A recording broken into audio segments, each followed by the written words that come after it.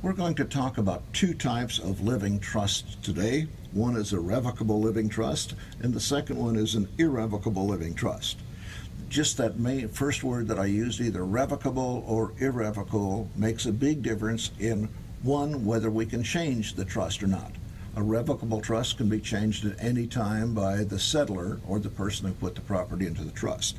The irrevocable living trust is, quote, locked up, unquote, once you put the property into the trust, and it should not be changed.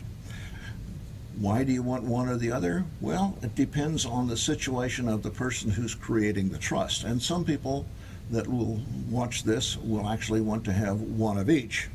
A revocable living trust, one of the main purposes of that is to manage my property while I'm alive, but otherwise I'm not able to manage it.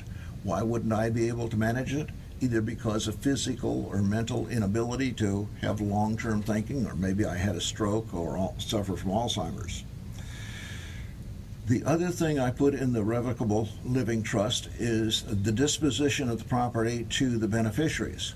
Of course, if I put this revocable living trust together during my lifetime, I would probably want it to give the income and the assets, and use the assets for the care of me during my lifetime, and then upon my death to pass it out to the appropriate beneficiaries.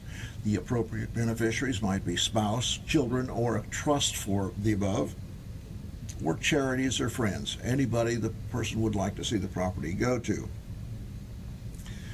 One of the main benefits of the revocable living trust, of course, is you can change it while you're competent. So if one of your named beneficiaries predeceases you, you can decide whether you want to give that to his or her family or to give it to somebody else. And also, the trust is generally used to provide for tax planning for both the person who created the trust, the settlor, or for the beneficiaries. We are always concerned about the estate tax of the estate of the person who died, who created the trust. However, we can also use this same trust to put in special provisions to save income taxes and Social Security taxes and other taxes for the beneficiaries. Now let's move over to an irrevocable trust. And the first word I have on the slide is you cannot make any changes ever. Otherwise, it's basically the same as the revocable living trust. One of the problems with the irrevocable trust for a lot of people, it doesn't allow to account for changes in circumstances. This is one of the reasons why a lot of our, quote, younger people do not want an irrevocable trust.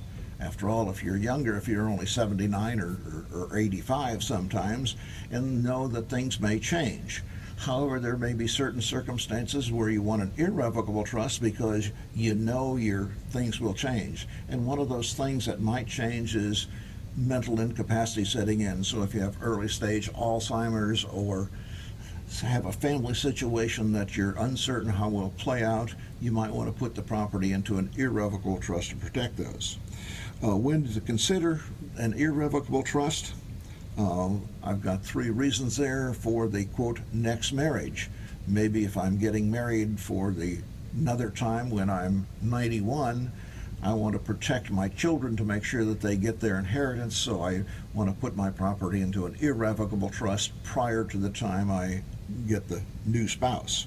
Another time I might want an irrevocable trust if I have what I refer to as an abusive child, one who kind of hangs on and uses my money or takes my money or whatever, and I know as I get older I will get weaker and I will provide more for that, quote, abusive child than the other children. So I might want to put the property into an irrevocable trust so I do not get convinced that I should give other property to other people. And the last reason I've got there is early dementia. Frequently I talk to older folks who know they're not as sharp as they used to be, and they are told that you've got dementia and they can't remember quite as well as they used to, but they still remember. They might want to use an irrevocable trust to protect their family from them changing their mind or be getting taken by a scammer.